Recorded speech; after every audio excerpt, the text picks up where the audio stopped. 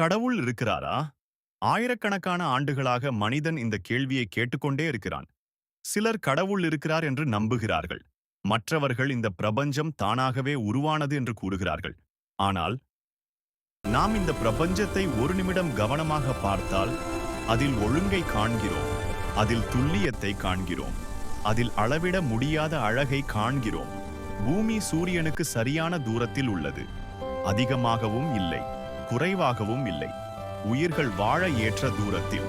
கோள்கள் தங்கள் பாதையில் தவறாமல் சுழல்கின்றன. நட்சத்திரங்கள் எண்ணிக்கையற்ற ஒளியுடன் பிரகாசிக்கின்றன. ஆகாயகங்கைகள் அற்புதமான வடிவங்களில் பரவி கிடக்கின்றன. இவ்வளவு துல்லியம், இது வெறும் சம்பவ செயலா?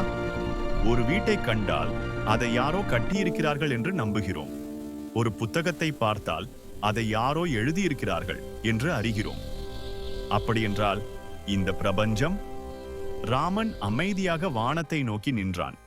அவன் மனதில் கேள்விகள் எழுந்தன. அப்போது பிரமாதம் மெதுவாக கேட்டான்.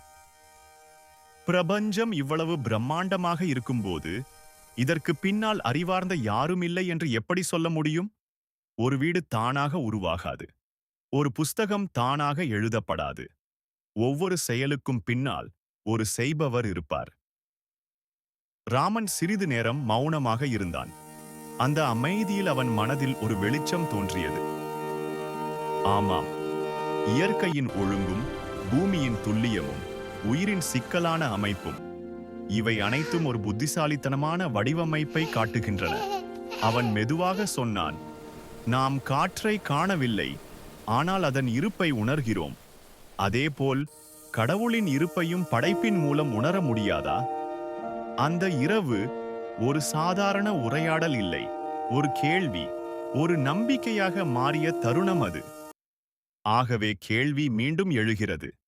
கடவுள் இருக்கிறாரா? அல்லது படைப்பே பதிலா? வானங்களை சிருஷ்டித்து பூமியையும் வெறுமையாயிருக்கச் சிருஷ்டியாமல் அதை குடியிருப்புக்காகச் செய்து படைத்து அதை உருவேற்படுத்தின தேவனாகிய கர்த்தர் சொல்லுகிறதாவது, நானே கர்த்தர், வேறொருவர் இல்லை. ஏசாயா 45:18